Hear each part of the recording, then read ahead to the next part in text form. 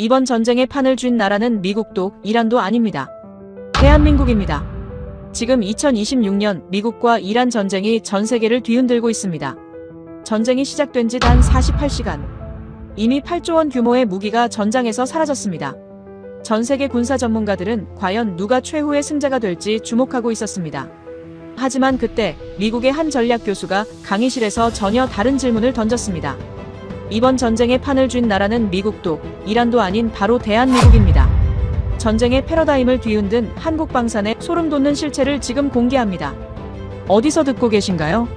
구독과 좋아요 잊지 마세요. 안녕하세요. 저는 마이클 앤더슨입니다. 전쟁이 시작된 지 48시간도 채 지나지 않은 그 새벽. 펜타곤이 보내온 소모 데이터 보고서를 열어보는 순간 저는 손가락이 굳는 느낌을 받았습니다. 8조 원이었습니다. 단 이틀 만에 전선에서 사라진 무기와 탄약의 가치가 8조 원이었고 그 숫자는 제가 20년 동안 강의실에서 써온 어떤 전쟁 시나리오보다도 훨씬 빠른 속도로 치솟고 있었죠. 드론은 분당 단위로 격추되고 있었고 순항미사일은 발사된 지 수십 분 만에 재고 경보가 울렸으며 155mm 포탄의 소비 속도는 미국 방위산업 전체의 월간 생산량을 단숨에 집어삼킬 기세였습니다. 저는 그날 새벽 강의 자료를 3번 갱신했고 4번째 자료를 열면서 비로소 오늘 강의실에서 해야 할 말이 무엇인지 분명하게 보였습니다. 강의실 문을 열고 들어서는 순간 학생들의 표정에는 흥분과 긴장이 뒤섞여 있었습니다. 2026년의 Mi-1 전쟁은 이미 전 세계의 이목을 집중시키고 있었고 전략전쟁연구소의 학생들이라면 누구든 이 전쟁을 자신들의 공부와 직결된 살아있는 교재로 받아들이고 있었죠. 저는 가방을 내려놓는 대신 곧바로 화면을 켰습니다. 거기에는 제가 준비한 화려한 브리핑 슬라이드가 아니라 단 하나의 질문만 적혀 있었습니다. 이번 전쟁의 키메이커는 누구인가? 학생들이 서로 눈을 마주치며 무언가를 속삭이는 동안 저는 천천히 강단 앞에 섰습니다. 저는 먼저 우리가 지금 목격하고 있는 전쟁이 과거의 전쟁과 어떻게 다른지를 설명하기 시작했습니다. 냉전 이후 미국이 세상에 보여준 전쟁의 문법은 언제나 기술의 압도였습니다. 걸프전에서 미군이 선보인 정밀 유도 폭탄은 전 세계를 경악하게 만들었고 이라크 침공 초기의 충격과 공포작전은 기술 우위가 전쟁의 결말을 얼마나 빠르게 결정지을 수 있는지를 생생하게 증명했었죠. 더 빠른 전투기, 더 강한 미사일, 더 정밀한 유도 장치. 그것이 수십 년 동안 전쟁을 바라보는 지배적인 패러다임이었고 이 강의실에 앉은 학생들 역시 그 패러다임 속에서 군사 전략을 배워온 세대였습니다. 그러나 저는 화면을 바꿨습니다. 기술 스펙 비교표 대신 시간축 위에 그려진 소비 곡선이 나타났습니다. 우크라이나-러시아 전쟁 2년차의 포탄 소비량, 나토 전체의 연간 생산 가능량, 그리고 그 두 선 사이에서 벌어지는 간극. 숫자들은 냉정했습니다.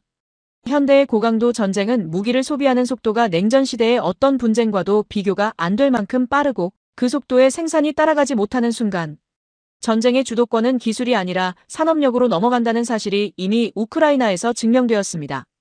미국과 유럽이 우크라이나에 쏟아부은 포탄의 양은 서방 방위산업 전체의 연간 생산량을 초과했고 펜타곤은 그 사실을 공식적으로 인정하지 않으면서도 내부적으로는 생산 능력 확충을 최우선 과제로 올려놓은 지 오래였죠. 저는 학생들에게 물었습니다. 지금 이 순간 미국이 가장 필요로 하는 것이 무엇이냐고요. 더 강한 핵무기도, 더 첨단의 스텔스 전투기도 아니었습니다. 미국에는 이미 그런 것들이 넘쳐났습니다. 지금 이 전쟁이 필요로 하는 것은 소모되는 속도를 따라잡을 수 있는 생산 능력이었고 동맹국들의 창고가 비어가는 속도보다 빠르게 그것을 채워 넣을 수 있는 공급망이었습니다. 저는 잠시 말을 멈추고 화면을 한 번 더 바꿨습니다. 전 세계 주요 방산국들의 생산 능력 비교표였습니다. 미국, 러시아, 중국, 독일, 프랑스, 그리고 한국. 숫자들이 화면에 정렬되는 동안 강의실은 묘하게 조용해졌고 저는 그 침묵 속에서 천천히 말했습니다. 전쟁은 총으로 이기는 것이 아니라 공장으로 이긴다고. 그리고 지금 이 순간 그 공장을 가장 빠르고 효율적으로 돌리고 있는 나라가 어디인지를 오늘 이 강의에서 하나씩 짚어나갈 것이라고요. 그 순간이었습니다. 맨 앞줄에 앉아있던 제이슨 밀러가 팔짱을 끼며 천천히 손을 들었습니다. 제이슨은 미 육군 장교 출신으로 현장 경험까지 갖춘 학생이었는데 평소에도 강의 중에 가장 공격적인 질문을 던지는 것으로 유명했습니다. 그는 제가 말을 끝내기도 전에 입을 열었고 미국은 세계 최강의 군대를 보유하고 있는데 한국 같은 나라가 끼어들 여지가 어디 있느냐는 취지로 강하게 반박했습니다. 강의실 여기저기서 동조하는 분위기가 느껴졌습니다. 저는 미소를 지었습니다. 바로 그 질문을 기다리고 있었으니까요. 그것은 단순한 질문이 아니라 도전이었죠. 20년 넘게 이 자리에 서면서 저는 그 차이를 냄새로 맡을 수 있게 되었는데 제이슨의 눈빛에는 교수의 논리를 무너뜨리겠다는 의지가 또렷하게 담겨 있었습니다. 그는 미국이 세계 최강의 군대를 보유하고 있고 그 군사력 앞에서 한국 같은 나라가 전쟁의 판도를 좌우한다는 주장은 지나치게 과장된 것이 아니냐는 취지로 강하게 밀어붙였습니다. 강의실 여기저기서 고개를 끄덕이는 학생들이 보였고 제이슨의 말에는 분명 설득력이 있었습니다. 미국의 군사적 우위를 정면으로 부정할 수 있는 사람은 이 강의실 어디에도 없었으니까요. 저는 대답하기 전에 잠시 화면을 바라봤습니다. 제이슨의 반박이 틀린 것이 아니었기 때문이었죠. 미국은 실제로 세계 최강의 군대를 보유하고 있고 국방 예산만 놓고 보더라도 2위부터 10위까지의 나라를 모두 합친 것보다 많은 돈을 군사력에 쏟아붓는 나라였습니다. F-35 전투기 한 대의 가격이 1억 달러를 훌쩍 넘고 버지니아급 핵잠수함 한 척이 수조 원을 넘어서는 그 압도적인 규모. 그것이 미국의 군사력이었고 제이슨이 그 사실에 자부심을 느끼는 것은 지극히 자연스러운 일이었습니다. 저는 그 자부심을 부정할 생각이 없었습니다. 오히려 그 자부심이 정확히 어느 지점에서 균열을 일으키는지를 보여주고 싶었죠. 저는 제이슨에게 물었습니다. 그 최강의 군대가 전쟁을 시작한 지 이틀 만에 8조 원을 썼다면 어떻게 되느냐고요. 제이슨은 잠시 말을 멈췄습니다. 저는 계속했습니다. 문제는 미국의 군사력이 강하냐 약하냐가 아니라 그 강한 군사력을 얼마나 오래 유지할 수 있느냐였습니다.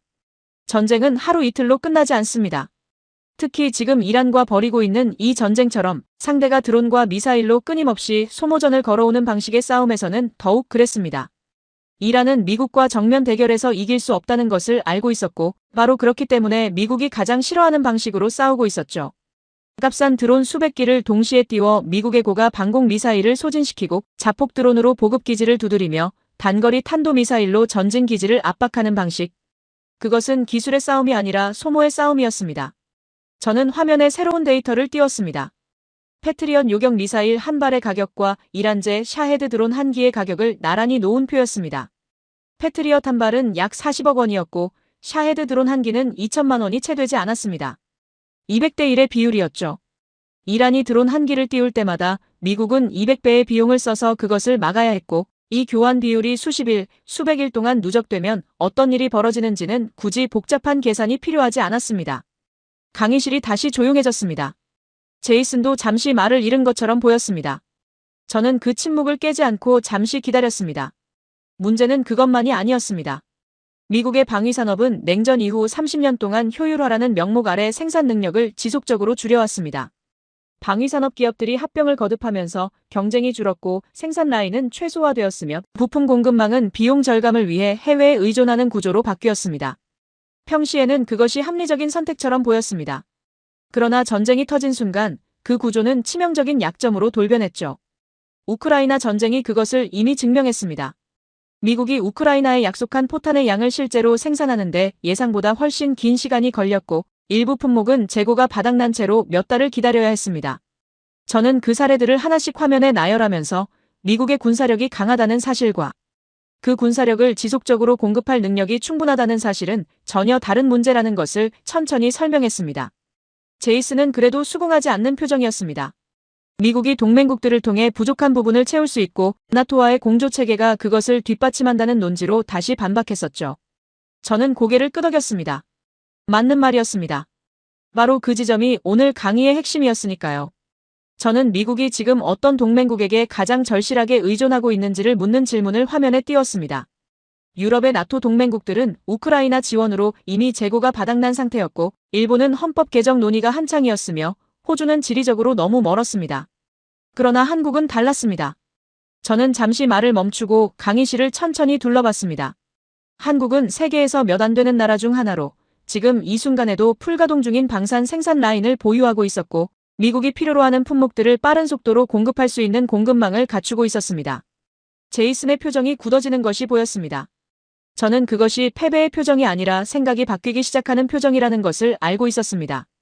그리고 바로 그 순간 강의실 오른편에서 루카스 슈미트가 조용히 손을 들었습니다.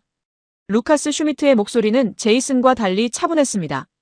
독일 특유의 절제된 어조로 그는 한국의 생산 능력을 일단 인정하면서도 결국 전쟁의 승패를 결정하는 것은 물량이 아니라 정밀도라는 주장을 펼쳤습니다. 기술적으로 우월한 무기 하나가 열등한 무기 10개를 압도할 수 있다는 논리였고, 냉전 이후 서방이 수십 년 동안 쌓아온 군사 철학의 핵심이 바로 그것이었습니다.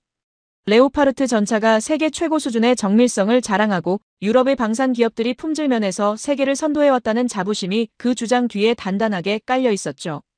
제이슨처럼 감정적으로 밀어붙이는 방식이 아니라 루카스는 논리의 구조 자체로 반박하고 있었고 그것이 오히려 더 다루기 까다로운 종류의 도전이었습니다. 강의실의 분위기가 다시 한번 미묘하게 흔들렸습니다. 방금 전까지 제이슨의 주장이 무너지는 것을 지켜보던 학생들이 루카스의 말에 다시 귀를 세우는 것이 보였습니다. 저는 루카스에게 먼저 한 가지를 물었습니다. 지금 이 전쟁에서 미국이 가장 많이 소비하고 있는 무기가 무엇이냐고요. 루카스는 잠시 생각하다가 순항미사일과 정밀 유도폭탄이라고 답했습니다. 저는 고개를 저었습니다. 정답은 포탄이었습니다. 155mm 포탄, 그리고 그것보다 훨씬 더 단순한 구조의 드론 요격용 탄약들이었죠. 현대전이 화려한 정밀 무기들의 싸움처럼 보이는 것은 언론이 카메라를 들이대는 장면이 그쪽이기 때문이었습니다. 순항미사일이 목표물을 정확히 타격하는 영상은 뉴스 화면을 채우기에 좋았지만 실제 전선에서 가장 많은 예산을 잡아먹고 가장 빠르게 재고를 소진시키는 것은 그 화려한 장면들이 아니었습니다. 하루에도 수만 발씩 쏟아지는 포탄과 방공, 탄약, 끊임없이 보충해야 하는 소총탄과 로켓탄이 전쟁 예산의 가장 큰 몫을 차지하고 있었습니다.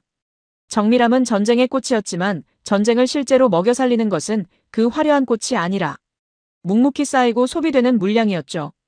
전장에서 포탄이 떨어지는 순간 지휘관이 필요로 하는 것은 세계 최정밀 유도미사일이 아니라 당장 발사할 수 있는 보통 포탄 한 발이었습니다. 루카스가 잠시 말을 멈췄습니다. 저는 계속 이어나갔습니다. 저는 화면에 숫자를 띄웠습니다. 우크라이나 전쟁에서 러시아군이 하루에 소비한 포탄의 양은 최전성기 기준으로 약 5만 발에서 6만 발에 달했고 우크라이나군도 서방의 지원을 받으며 하루 수천에서 수만 발을 소비했습니다. 그 규모는 냉전시대 미국 육군이 상정했던 전면전 소모량과 맞먹거나 오히려 넘어서는 수준이었고 미국 전체가 1년 동안 생산할 수 있는 155mm 포탄의 양은 전쟁 초기 기준으로 약 14만 발에 불과했습니다. 우크라이나 전선에서 단 며칠이면 소진될 수 있는 양이었죠. 나토 전체의 재고도 사정은 크게 다르지 않았습니다. 전쟁이 2년 넘게 지속되는 동안 유럽의 주요 방산국들은 자국 군대의 최소 비축량을 지키기 위해 우크라이나에 보낼 물량을 조절해야 하는 상황에 내몰렸고 독일 역시 그 예외가 아니었습니다. 루카스가 그 숫자들을 바라보는 표정이 미묘하게 굳어지는 것이 느껴졌습니다. 자국의 방산 능력이 이 전쟁 앞에서 어느 지점에서 한계를 드러내는지를 그 숫자들이 조용히 말하고 있었으니까요. 저는 그 점을 굳이 입으로 강조하지 않았습니다. 숫자가 이미 충분히 말하고 있었습니다. 재고 문제는 단순히 창고를 채우는 문제가 아니었습니다. 그것은 돈의 문제였고 더 정확하게는 전쟁이 소비하는 돈의 속도를 산업이 따라잡을 수 있느냐의 문제였습니다. 저는 학생들에게 물었습니다. 개전 이틀 만에 8조 원이 사라졌다면 이것이 한 달 동안 지속될 경우 총액이 얼마가 되는지 단순하게 곱해보라고요. 강의실 여기저기서 조용히 암산을 하는 모습이 보였습니다. 한 달이면 120조 원, 석 달이면 360조 원이었습니다. 미국의 연간 국방 예산조차 심각하게 압박할 수 있는 규모였죠. 물론 전쟁 초기의 소모 속도가 내내 유지되지는 않겠지만 고강도 교전이 지속되는 한 재정적 압박은 결코 멈추지 않는다는 사실이 핵심이었습니다. 전쟁은 군사력의 싸움이기 이전의 경제력의 싸움이었고 그 경제력을 실물로 전환하는 속도가 승부를 결정짓는다는 것을 제2차 세계대전부터 한국전쟁, 베트남전, 그리고 우크라이나 전쟁까지 역사는 반복적으로 증명해왔습니다. 미국이 두 차례의 세계대전에서 최후의 승자가 될 수 있었던 가장 큰 이유도 군인의 용기가 아니라 디트로이트의 공장이었다는 사실을 저는 이 강의실에서 매 학기 반복해서 이야기합니다. 그리고 그 교훈이 2026년의 이 전쟁에서도 여전히 살아있었습니다. 저는 학생들에게 핵심 질문을 던졌습니다. 이 속도로 무기가 소비될 때 지금 이 순간 전 세계에서 가장 빠르게 그것을 보충할 수 있는 나라가 어디냐고요. 강의실이 완전히 조용해졌습니다. 미국의 방위산업은 이미 수요를 감당하지 못하고 있다는 것을 방금 전 확인했고 러시아는 서방의 제재로 핵심 부품 조달에 심각한 차질을 빚고 있었으며 중국은 미국의 공급망에 들어올 수 있는 위치가 아니었습니다. 저는 다시 한번 화면을 바꿨습니다. 최근 2년 사이에 급격하게 늘어난 한국의 방산 수출 계약 목록이 나타났습니다. 폴란드와의 K2 전차 및 K9 자주포 대규모 계약, 루마니아와 이집트의 K9 도입, 호주의 레드백 장갑차 협상, 그리고 미국 육군이 한국산 155mm 포탄을 긴급 수입한 사례들이 줄줄이 이어졌습니다. 그 목록은 단순한 수출 실적이 아니었습니다. 세계가 전쟁의 공급망을 어디서 찾고 있는지를 보여주는 살아있는 증거였고 그 나침반이 가리키는 방향은 하나였습니다. 루카스가 천천히 팔짱을 풀었습니다. 저는 그것을 보면서 잠시 말을 멈추고 이제 정밀함의 문제를 본격적으로 파고들 차례라고 했습니다. 루카스가 꺼낸 그 주제, 즉 품질과 정밀도의 문제가 실제 전장에서 어디서 한계에 부딪히는지를 보여줄 데이터가 이미 화면 대기 중이었습니다. 화면에 새 데이터가 올라오는 동안 강의실에는 묘한 긴장감이 감돌고 있었습니다. 루카스는 팔짱을 풀었지만 아직 완전히 수긍한 것은 아니었고 그 눈빛에는 여전히 반박의 여지를 찾고 있다는 기색이 역력했습니다. 저는 그것이 마음에 들었습니다. 쉽게 고개를 끄덕이는 학생보다 끝까지 논리로 버티는 학생이 훨씬 좋은 질문을 만들어내니까요. 저는 루카스에게 질문을 하나 더 던졌습니다. 한 발에 20억 원짜리 미사일로 2천만 원짜리 드론을 격추하는 것이 과연 정밀한 작전이냐고요. 루카스는 잠시 말문이 막혔습니다. 저는 그 침묵이 이미 절반의 답이라고 생각했습니다. 정밀함이란 개념은 명중률의 문제이기도 하지만 동시에 비용 대비 효과의 문제이기도 했습니다. 100% 명중률을 자랑하는 미사일이 단돈 2천만 원짜리 드론을 잡기 위해 발사되는 순간 그 정밀함은 전략적 관점에서 오히려 자해에 가까운 행위가 되는 것이었습니다. 지금 이란이 미국을 상대로 구사하고 있는 전술은 바로 그 비용 방정식을 철저하게 역이용하는 것이었고 그 전술은 단순하지만 매우 효과적으로 작동하고 있었습니다. 저는 화면에 구체적인 수치를 띄웠습니다. 이스라엘이 2024년 이란의 대규모 드론 및 미사일 공습을 방어하는 과정에서 단 하루 만에 소비한 요격 미사일의 추정 금액은 수천억 원에 달했습니다. 그 공습에서 이란이 사용한 샤헤드 드론과 탄도미사일의 총 원가는 이스라엘 측 방어 비용의 수십 분의 1 수준이었습니다. 공격하는 쪽은 저렴하게 쏘고 방어하는 쪽은 비싸게 막는 구조였죠. 이 비대칭성은 단순히 한두 차례의 교전에서 끝나는 문제가 아니었습니다. 전쟁이 길어질수록 이 구조는 방어하는 쪽의 재고를 기하급수적으로 갉아먹었고 결국 어느 순간 창고가 비는 날이 왔습니다. 그날이 오면 아무리 기술적으로 우월한 방공 시스템도 쏠 미사일이 없어서 하늘을 바라만 봐야 하는 상황이 됩니다. 저는 그것을 정밀함의 함정이라고 불렀습니다. 정밀할수록 비싸고 비쌀수록 재고가 빨리 바닥나며 재고가 바닥나는 순간 그 정밀함은 아무런 의미가 없어졌습니다. 루카스가 눈썹을 살짝 찌푸렸습니다. 반박하고 싶은데 수치가 발목을 잡고 있는 표정이었죠. 루카스가 다시 입을 열었습니다. 그렇다면 정밀무기 자체를 포기해야 한다는 말이냐는 취지로 반문해왔습니다. 저는 고개를 저었습니다. 정밀무기를 포기하자는 것이 아니라 정밀무기만으로 전쟁을 이길 수 있다는 착각을 버려야 한다는 것이었습니다. 현대전에서 정밀무기의 역할은 여전히 중요하지만 그것은 어디까지나 전체 화력체계의 일부였습니다. 정밀한 타격으로 핵심 목표를 파괴하는 동안 전선의 나머지 구간은 여전히 전통적인 포병과 물량으로 버텨야 했습니다. 그 물량이 받쳐주지 않으면 정밀무기가 제 아무리 정확하게 날아가도 전선은 무너집니다. 저는 화면에 현대전의 화력 구성 비율을 보여주는 차트를 띄웠습니다. 우크라이나 전쟁 데이터를 기준으로 보면 전체 포격량 중 정밀 유도탄이 차지하는 비율은 10% 내외였고 나머지 90% 가까이는 재래식 포탄이었습니다. 정밀함은 전쟁의 얼굴이었지만 전쟁의 몸통은 여전히 물량이었습니다. 그리고 그 물량을 지금 이 순간 가장 빠르고 안정적으로 공급할 수 있는 나라가 어디인지는 이미 3장의 수출 계약 목록이 답해주고 있었습니다. 저는 한 걸음 더 나아갔습니다. 지금 이란과의 전쟁에서 미국이 직면하고 있는 문제는 정밀무기의 부족이 아니라 그 정밀무기를 소모시키기 위해 이란이 끊임없이 쏟아내는 저가 무기들에 대응할 탄약이 부족해지고 있다는 점이었습니다.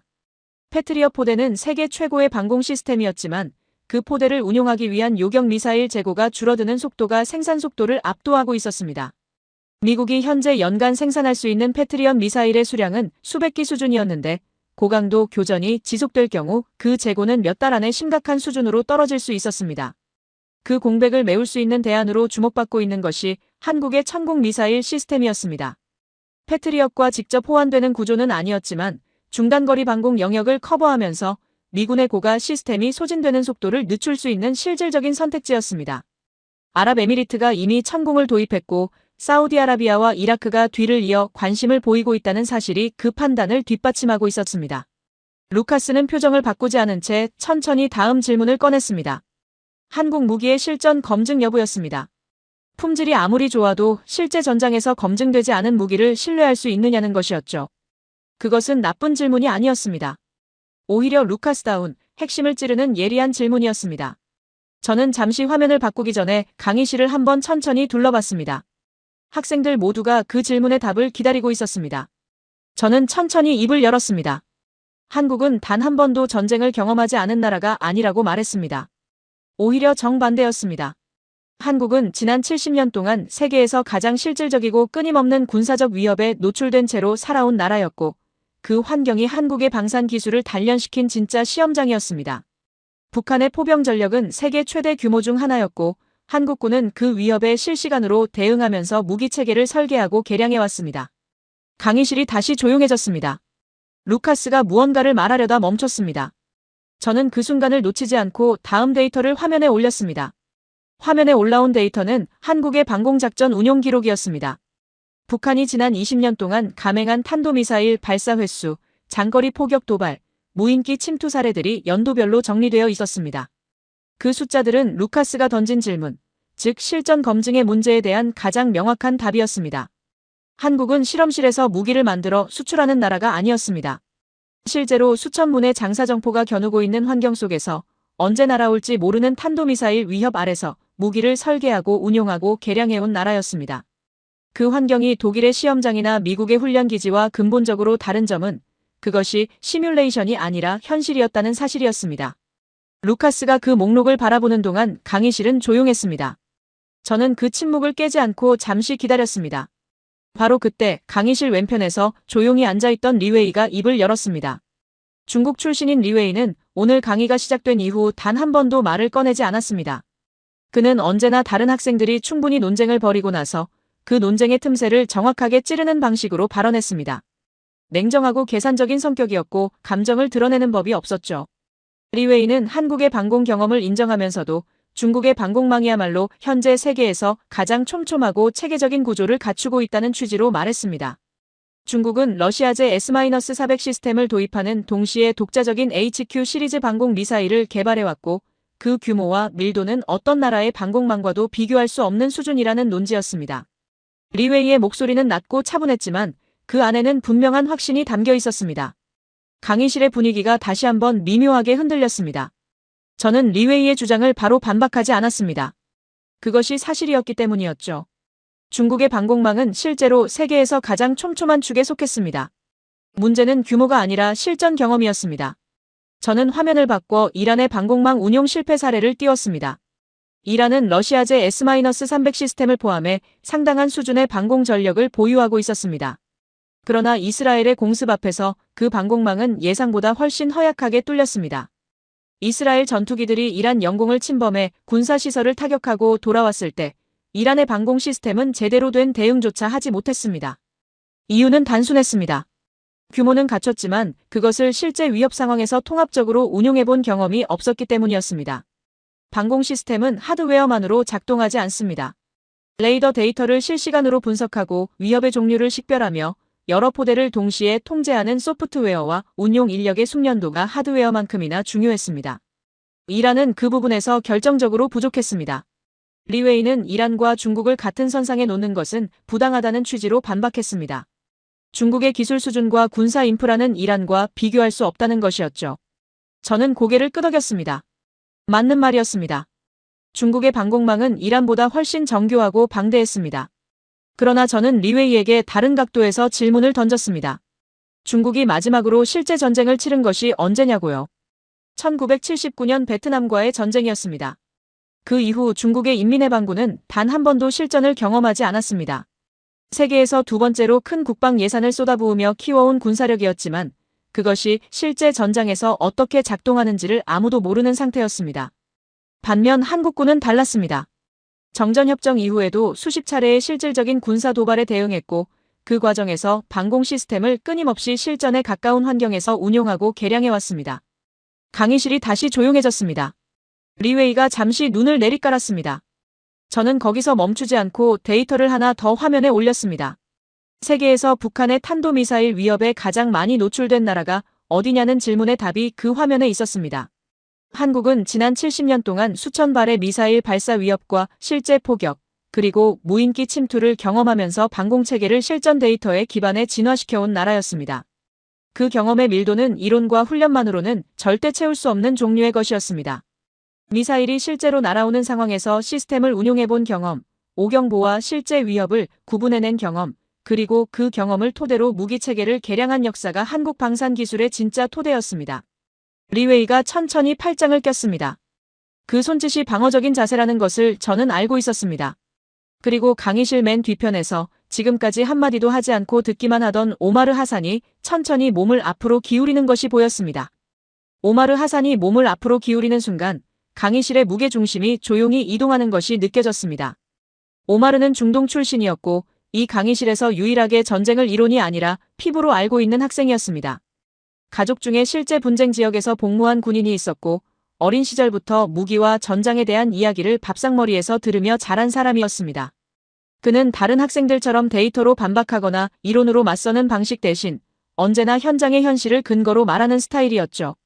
오마르는 실전 경험의 중요성에는 동의한다고 전제하면서도 중동의 사막 환경에서 한국 무기가 실제로 버텨낼 수 있느냐는 문제를 꺼냈습니다. 한반도의 기후와 지형은 중동의 그것과 근본적으로 달랐고 한국군의 훈련 환경에서 검증된 무기가 섭씨 50도를 넘나드는 사막 열기와 모래폭풍 속에서도 동일한 성능을 발휘할 수 있는지를 물어온 것이었습니다.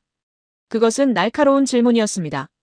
저는 속으로 오마르가 오늘 가장 실질적인 문제를 건드리고 있다고 생각했습니다. 저는 화면을 바꾸기 전에 오마르에게 되물었습니다. 그렇다면 독일 무기는 사막에서 버텼느냐고요? 오마르가 잠시 멈칫했습니다. 저는 그 틈에 화면을 바꿨습니다. 레오파르트 2 전차의 사막 운용 실패 사례들이 나타났습니다. 사우디아라비아와 카타르가 레오파르트 2를 도입한 뒤 야전 환경에서 겪은 냉각 개통 문제, 모래 역과 장치의 한계, 그리고 고온 환경에서 전자장비의 오작동 사례들이 정리되어 있었습니다. 루카스의 표정이 굳어지는 것이 시야 한쪽에 걸렸지만 저는 그것을 모른 척했습니다. 문제는 독일 무기를 깎아내리는 것이 아니었습니다. 무기 체계는 그것이 설계된 환경에 최적화될 수밖에 없고 그 환경을 벗어났을 때 어떻게 대응하느냐가 실전 가치를 결정한다는 점을 보여주고 싶었던 것이었습니다. 냉전시대 유럽의 평원과 산림지대를 상정하고 설계된 무기가 중동의 사막에서 그대로 성능을 발휘하기를 기대하는 것은 처음부터 무리였습니다. 저는 오마르에게 한국 무기의 환경시험 기준을 설명했습니다. 한국군이 무기체계를 개발할 때 요구하는 운용온도 범위는 영하 32도에서 영상 49도까지였습니다. 혹한과 혹서를 동시에 커버해야 하는 조건이었죠. 여기에 산악지형에서의 기동 능력, 습도, 90% 이상의 고습 환경에 대한 내구성, 그리고 해안 지역의 염분 부식에 대한 저항성까지 포함되어 있었습니다. 그 기준은 단순히 서류상의 수치가 아니었습니다. 한국의 지형과 기후가 워낙 다양했기 때문에 무기체계가 실제로 그 모든 환경에서 작동해야 했습니다. 한반도 북부의 개마고원은 겨울에 영하 30도 이하로 떨어지고 남해안과 제주도 인근은 여름철 고온다습한 환경이 이어졌습니다. 한국군의 무기는 그 양극단을 모두 견뎌야 했고 그 과정에서 자연스럽게 극한 환경에 대한 내구성이 설계 단계부터 체계에 녹아들었습니다. 오마르가 팔꿈치를 책상에 올리며 몸을 더 앞으로 당겼습니다. 관심이 생겼다는 신호였죠. 저는 한 걸음 더 나아가 K9 자주포의 사막 운용 사례를 화면에 올렸습니다. 아랍에미리트는 K9을 도입한 이후 실제 운용 환경에서 레오파르트나 미국제 자주포와 비교하는 내부 평가를 진행했고 특히 고온 환경에서의 연속 사격 능력과 냉각 시스템 안정성에서 높은 점수를 받았습니다. 인도가 K9을 도입해 히말라야 고산지대에서 운용하기 시작한 것도 같은 맥락이었습니다. 영하 20도의 고산 환경에서도 냉시동이 가능하고 험준한 지형에서도 기동 성능이 유지된다는 것이 인도 측의 평가였죠. 혹한과 혹서, 산악과 사막을 동시에 소화할 수 있는 무기체계는 세계적으로도 드물었습니다. 한국 방산이 그 자리를 차지할 수 있었던 것은 우연이 아니었습니다. 수십 년에 걸쳐 극단적인 환경 조건을 모두 아우르는 설계 철학을 고집해온 결과였습니다. 오마르는 잠시 생각하는 표정을 지었습니다. 그는 폴란드와 노르웨이 같은 북방 국가들이 한국 무기를 선택한 이유는 이해하겠지만 중동 국가들이 한국 무기를 신뢰하기 시작한 것은 비교적 최근의 일이 아니냐고 물었습니다. 저는 고개를 끄덕였습니다. 맞는 말이었습니다. 그러나 그 변화가 바로 지금 이 강의에서 말하고 싶은 핵심이었습니다. 10년 전만 해도 한국 방산은 가성비 무기라는 꼬리표를 달고 다녔습니다. 저 역시 그렇게 생각한 적이 있었습니다. 그러나 우크라이나 전쟁 이후 세계의 시선이 바뀌었습니다. 가성비라는 단어가 더 이상 품질이 낮다는 의미가 아니라 같은 성능을 더 빠르고 더 저렴하게 공급한다는 의미로 재해석되기 시작했습니다. 그리고 그 재해석의 속도는 이번 리-1 전쟁이 시작되면서 더욱 빨라졌습니다. 오마르가 천천히 등받이에 기대며 팔짱을 꼈습니다. 그것은 거부의 자세가 아니라 생각을 정리하는 자세였습니다. 저는 그것을 보면서 다음 이야기로 넘어갈 준비를 했습니다. 공급망의 문제, 그 마지막 퍼즐이 남아 있었습니다. 공급망이라는 단어는 언뜻 지루하게 들립니다. 전쟁을 이야기할 때 사람들이 기대하는 것은 전략과 전술, 영웅과 배신, 그리고 역전의 드라마이지 물류와 납기와 재고 관리가 아니니까요. 그러나 저는 20년 동안 이 자리에 서면서 단 한 번도 그 생각이 바뀐 적이 없었습니다. 전쟁의 승패는 결국 공급망이 결정한다는 것, 그리고 그 진실을 가장 혹독하게 배운 나라들이 지금 한국의 문을 두드리고 있다는 것이었습니다. 저는 화면을 바꾸면서 학생들에게 한 가지 상황을 상상해보라고 했습니다. 지금 이 순간 미군 지휘관이 워싱턴에 긴급 보고를 올리는 장면이었습니다. 보고서의 내용은 단순했습니다. 전선에서 155mm 포탄 재고가 임계치 아래로 떨어졌고 국내 생산으로는 2주 안에 보충이 불가능하다는 것이었습니다. 그 상황에서 지휘관이 가장 먼저 전화를 거는 나라가 어디냐고 물었습니다. 강의실이 조용해졌습니다. 그 답을 이미 알고 있는 학생들의 눈빛이 보였습니다. 저는 화면에 한국방산의 생산 능력 데이터를 올렸습니다. 한국은 현재 연간 155mm 포탄을 수십만 발 수준으로 생산할 수 있는 능력을 보유하고 있었습니다. 우크라이나 전쟁이 터진 이후 미국의 요청으로 한국이 공급한 포탄의 양은 수십만 발에 달했고 그 납기는 다른 어떤 나라와도 비교할 수 없을 만큼 빨랐습니다.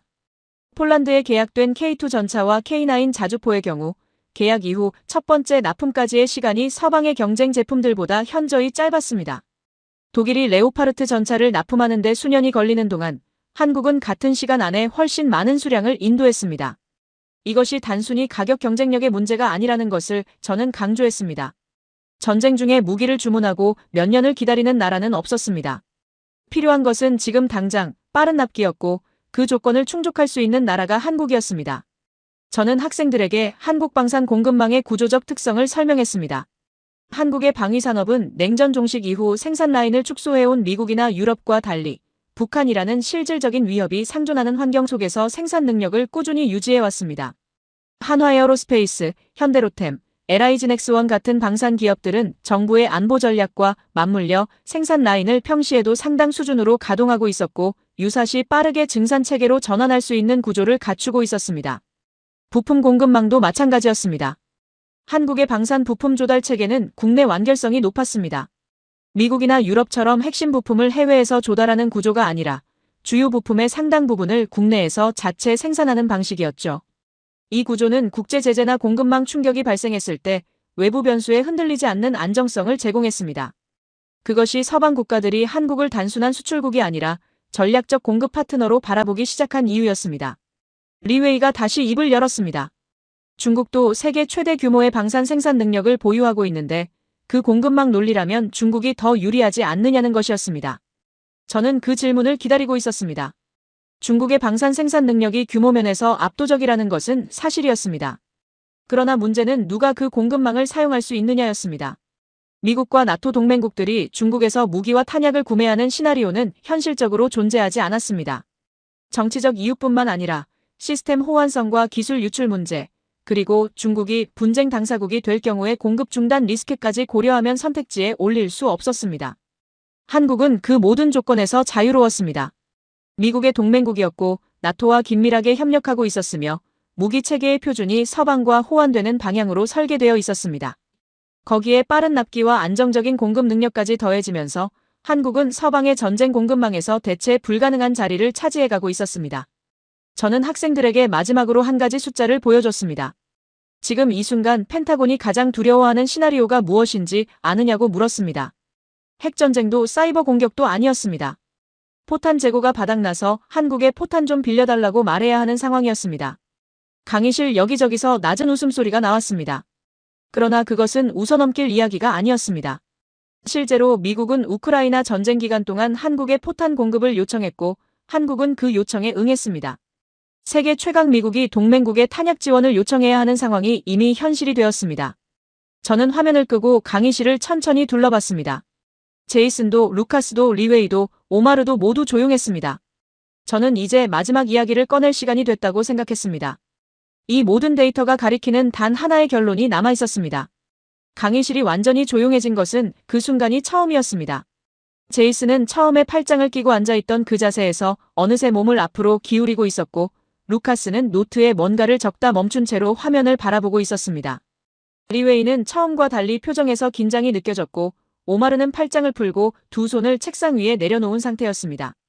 저는 그 표정들을 하나씩 훑으면서 이 강의를 시작할 때 제가 원하던 장면이 바로 이것이었다는 생각을 했습니다. 확신이 흔들리기 시작한 사람들의 얼굴. 저는 화면을 완전히 끄고 강단 앞에 섰습니다. 이제 데이터는 필요 없었습니다. 남은 것은 그 데이터들이 가리키는 하나의 결론이었습니다. 저는 학생들에게 물었습니다. 미국이 한국을 필요로 하는 이유가 무엇이라고 생각하느냐고요. 제이슨이 천천히 입을 열었습니다. 그는 생산 능력이라고 답했습니다. 루카스는 납기라고 했습니다.